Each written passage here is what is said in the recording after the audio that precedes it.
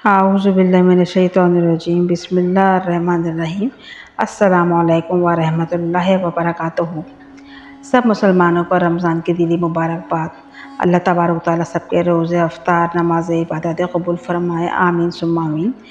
आज the dream of Islam में रमज़ान की मुनासबत से कुछ इंटरेस्टेड और कुछ इन्फॉर्मेशन शेयर करने की जसारत कर रही हूँ। लाइक सब्सक्राइब करने की दरख्वास्त की और मुतमन्नी हूँ, हौसला अफजाई ज़रूर कीजिएगा, शुक्रिया। आज का टॉपिक रोज़े किन मर्द और औरत पर किन हालात में फ़र्ज़ नहीं हैं और माफ़ हैं, मगर इनकी माफ़ी नहीं है और इनकी क़ज़ा लाज़मी है। आइए कुछ मुदल्लल ज़राए कुरान और सुन्नत व रिवायात को लेकर इस टॉपिक को कवर करते हैं। इरशाद हक़ बारी ताला है कि ए मोमिनो, तुम पर रोज़े फ़र्ज़ किए गए हैं जैसे कि तुमसे पहले कौमों पर भी रोज़े फ़र्ज़ किए गए थे, ताकि तुम परहेज़गार बन जाओ। सूरह अल बक़रा में आयत नंबर 206 में फरमान इलाही है कि रोज़ा दीन इस्लाम का एक मज़बूत तरीन सतून है और इसके बग़ैर किसी भी मुसलमान का दीन मुकम्मल नहीं हो सकता। लिहाजा जब अल्लाह तबारक ताला ने रोज़ों के सहारे सख्ती से वईद सुना दी है कि रोज़े हर मुसलमान पर हर हाल में फ़र्ज़ हैं और इसकी कोई माफ़ी नहीं है, तो इसके आगे फिर कोई गुंजाइश नहीं बनती कि इंसान रोज़े ना रख सकते। लेकिन फिर भी हमारे मज़हब इस्लाम में दीन में सख्ती नहीं, कुछ नरमी है और कुछ लोगों पर कुछ हालतों की सूरतों में रोज़ों की माफ़ी दी गई है और उन पर गुनाह लाजिम नहीं होगा। हर बालिग़ व सेहतमंद मुसलमान मर्द व औरत पर रमज़ान के रोज़े फ़र्ज़ हैं। अगर वो इस फ़र्ज़ियत से इनकार करते हैं तो वो कुफ़्र के ज़िम्रे में आते हैं। बिला उज़्र रोज़ा छोड़ना गुनाह है जिसकी माफ़ी नहीं, मगर कुछ ये चंद लोग इस फ़र्ज़ियत में भी शुमार होते हैं जिन्हें अल्लाह तबारक ताला ने इस रोज़ों में कुछ सूरतों में कुछ हालतों में माफ़ी दे दी है, मगर क़ज़ा रोज़े रखने के साथ। आइए कुछ उन पहलुओं पर गौर करते हैं। नंबर 1, नाबालिग़ बच्चा। जैसा कि हम जानते हैं कि रोज़ा हर बालिग़ इंसान पर फ़र्ज़ है और जो अपने होश व हवास में हो और वो नमाज इबादत कुरान का मतलब जानता हो। इसका मतलब ये है कि रोज़ा नाबालिग़ पर फ़र्ज़ नहीं, लेकिन जो बच्चा अपनी उम्र के 10 साल की उम्र को पहुँच जाए तो उस पर रोज़ा फ़र्ज़ करार कर दिया गया है, जैसे नमाज 7 साल की उम्र में बच्चे पर फ़र्ज़ करार कर दी जाती है। यानी 10 साल से कम उम्र के बच्चों पर रोज़ा फ़र्ज़ नहीं, उनकी माफ़ी है और उन पर क़ज़ा भी लाजिम नहीं। नंबर 2, वो जिसकी जान पर बन आई हो, यानी जिसकी जान जाने का ख़दशा हो। मतलब अगर कोई ज़ालिम किसी मज़लूम पर इस हद तक जुल्म पर आ जाए कि उसकी जान का दुश्मन बन जाए और ख़दशा हो कि वो मर जाएगा उसके हुक्म ना मानने पर, और उसकी गर्दन पर कोई हथियार या जबर जुल्म के ज़ोर पर रोज़ा ना रखने का कहे, तो अगर वो रोज़ा ना रखे तो उस पर मुआफ़ी है, क्योंकि जान से बढ़कर कुछ नहीं। और ऐसी सूरत में वो मजबूर मुसलमान रोज़ा छोड़ सकता है, मगर बाद में अच्छे हालात में रोज़ा क़ज़ा पूरी कर सकता है और करना लाजमी है। नंबर 3, मुसाफिर का रोज़ा छोड़ना। मुसाफिर उस शख्स को कहा जाता है जो सफ़र में होता है, यानी अपने घर अपने शहर से बाहर सफ़र पर जा रहा हो। चूँकि सफ़र में बहुत मुश्किलात दरपेश होती हैं और अगर वो हालत सफ़र में है तो वो रोज़ा छोड़ सकता है, और ये इस पर मुनहसर है कि रोज़ा सफ़र किस सख्ती पर मुनहसर है, मगर उसके लिए भी रोज़े की क़ज़ा पूरी करना लाजमी है। मगर यहाँ शर्त ये आयद होती है कि सफ़र कैसा होगा। तो अर्ज़ ये है कि सफ़र जो 42 किलोमीटर से दूर का हो और कम से कम 15 दिन की मुनासबत से हो और अपने घर से शहर से बाहर निकला हो, तो ऐसे मुसाफिर को रोज़े की मुआफ़ी है, मगर क़ज़ा पूरी करने की शर्त लागू है। और इस शख्स पर हालात सफ़र में रोज़ा रखने की ताकत अगर रखता हो तो वो रोज़ा भी रख सकता है और सफ़र में रोज़मर्रा की तरह। और अगर सफ़र उसका आरामदेह भी है, जैसे एरोप्लेन का सफ़र, गाड़ी का सफ़र, ट्रेन का सफ़र, अगर आरामदेह सफ़र है तो उस सफ़र में भी रोज़ा रख सकता है कि वो आराम से रोज़ा अफ्तारी और सहरी कर सके, उसे कोई परेशानी पेश ना आए, वरना वो बाद में रोज़ा क़ज़ा कर सकता है। अब अगर सफ़र मुश्किल है तो रोज़ा माफ़ है। नंबर 4, पागल या मजज़ूब आदमी। मतलब जो हकीकी तौर पर अल्लाह की तरफ से पागल, दीवाना या मजज़ूब हो या अल्लाह वाला हो, उस पर रोज़े माफ़ हैं। بنا کسی قضا کے، کیونکہ وہ مجذوب ہے جس کو اپنا خود کا نہیں پتہ، اپنے قرب و جوار کا نہیں پتہ، نہ دن کا پتہ نہ رات کا پتہ، نہ کسی چیز کا ہوش و حواس، اور وہ اچانک بے ہوش یا بے خود ہو جائے اور اس انسان کو اپنے بارے تک میں نہیں پتہ، تو وہ روزہ رکھنے کی سکت نہیں رکھ سکتا ہے اور اسے روزہ رکھنے کی چھوٹ ہے۔ اگر وہ انسان بذریعہ علاج ٹھیک ہو جاتا ہے تو بعد میں اس سے روزے قضا رکھوائے جا سکتے ہیں، بشرطے یہ کہ وہ اپنے آپ میں ہوش و آواز میں رکھتا ہو۔ نمبر 5، حیض و نفاس والی عورت۔ اب یہاں پر حیض و نفاس کا پہلے فرق عیاں کرتی ہوں اور بیان کرتی ہوں کہ حیض کسے کہتے ہیں اور نفاس کسے کہتے ہیں۔ نمبر 1، حیض اسے کہتے ہیں جو ہر لڑکی و عورت پر اور ہر ماور مخصوص دنوں میں آتے ہیں، یعنی 4 سے 6 دنوں اور 8 دنوں تک میں خون جاری رہتا ہے۔ اب یہاں ہر کسی عورت کو حیض کی مدت الگ الگ ہوتی ہے، کسی کی 3، کسی کی 4، کسی کی 6 یا اس سے زیادہ۔ جو عورت جتنے دن میں حیض سے پاک ہوتی ہے، جو اس کا ایک روٹین اور اس کا سرکل بن چکا ہے، تو اس لحاظ سے جب وہ اپنے روٹین سے پاک ہو جائے تو پھر وہ روزے رکھ سکتی ہے۔ نفاس اسے کہتے ہیں کہ جس عورت کے ہاں بچے کی پیدائش ہوئی ہو، یعنی ڈیلیوری کے بعد جو خون جاری ہوتا ہے، جس کی مدت بھی الگ الگ دنوں پر الگ الگ عورتوں پر ان کی طبیعت کے لحاظ سے محیط ہے۔ الگ الگ عورتوں کو، حیض و نفاس والی عورتوں کو رمضان کے روزے کی چھوٹ ہے۔ جب وہ پاک ہو جائیں تو غسل کر کے پاک صاف ہو کے روزے رکھنا دوبارہ شروع کر سکتی ہیں اور چھوٹے ہوئے روزوں کی قضا بعد میں وہ پوری کر سکتی ہیں،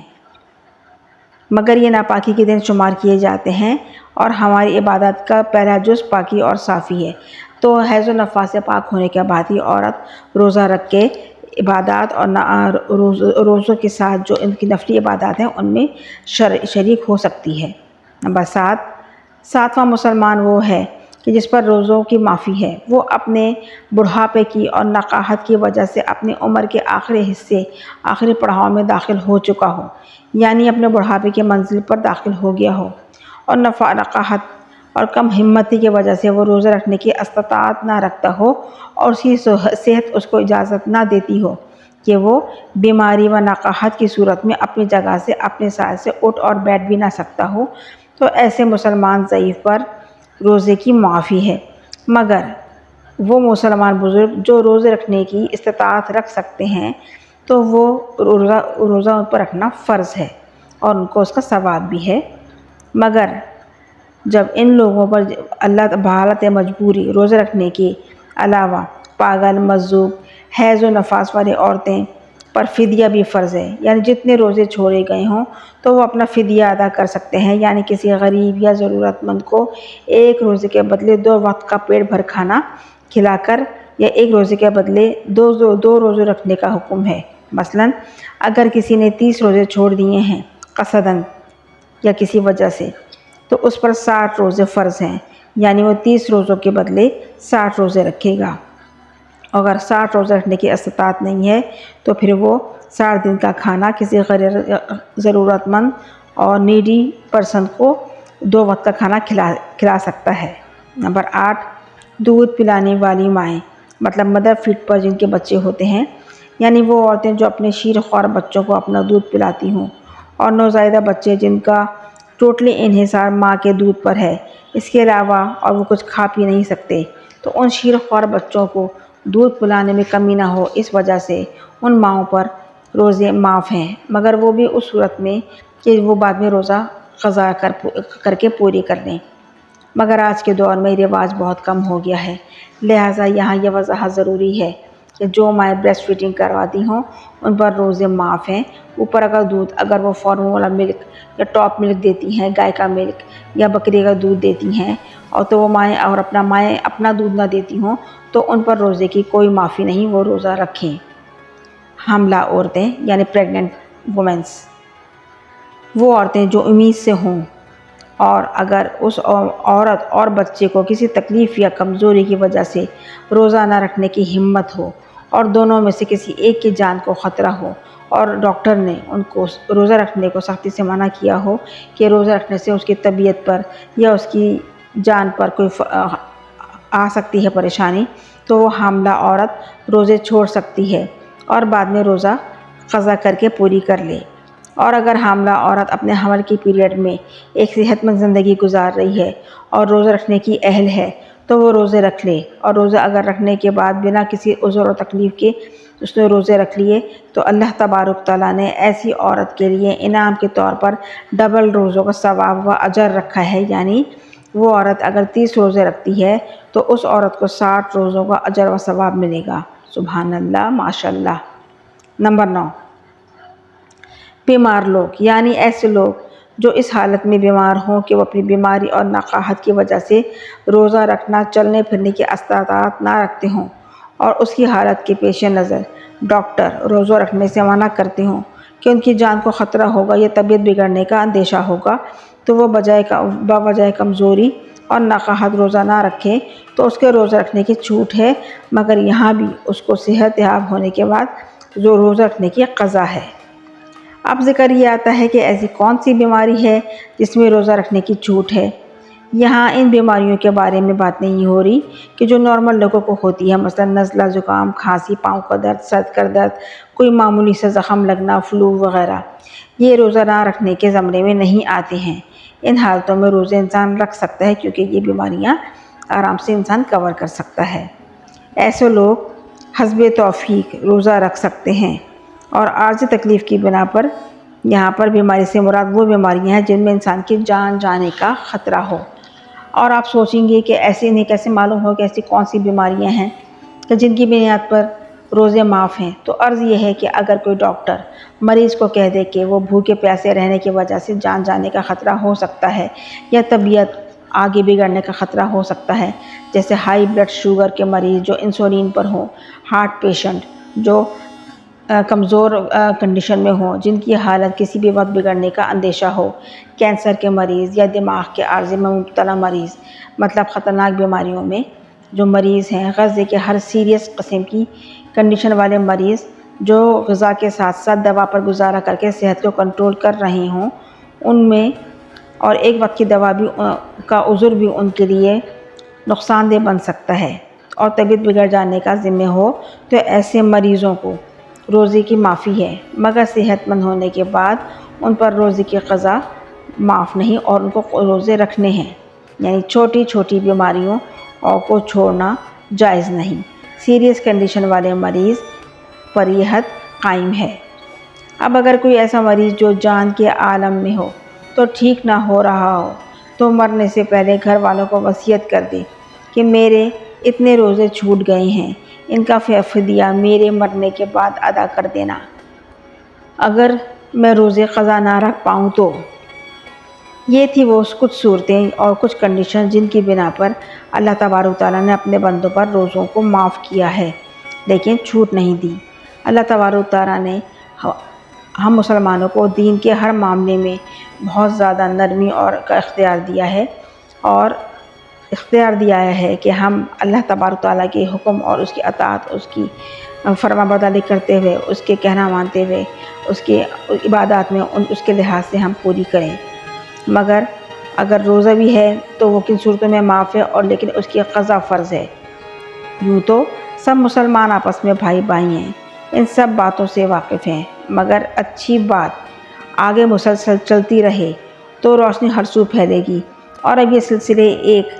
مشعل کی صورت میں ہیں، ایک سرکل کی صورت میں ہیں، اور یہ متواتر چلتے رہیں تو ہم اپنے آنے والی نسلوں اور اپنے ارد گرد کے لوگوں کو جو ان کو آگہی نہ ہو، ان کو ہم کچھ نہ صحیح تو بہت کچھ آٹے میں نمک کے برابر سکھا سکتے ہیں اور اپنا حصہ ادا کر سکتے ہیں، اور یہ ایک طرح کا صدقہ جاریہ بھی ہے۔ اور دین حق پر چل کر اللہ کے راستے پر عمل پیرا ہو کر ہم خود بھی اسلام کے راستے پر چل سکتے ہیں اور اپنے ارد گرد کے لوگوں کو بھی تھوڑی سی آگہی دے سکتے ہیں۔ اللہ تمام مسلم امہ کو دین کامل پر عمل پیرا ہونے کی توفیق عطا فرمائے اور ان کے رمضان، ان کی عبادات کو قبول فرمائے، آمین ثم آمین۔ ویڈیو کو لائک، سبسکرائب، شیئر ضرور کیجیے گا۔ شکریہ، جزاک اللہ۔